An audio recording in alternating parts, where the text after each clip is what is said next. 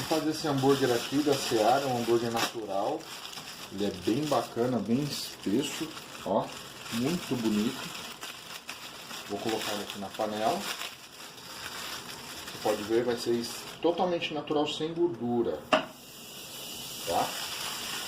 Vamos ver qual é o resultado que vai dar? Vou colocar um outro aqui também.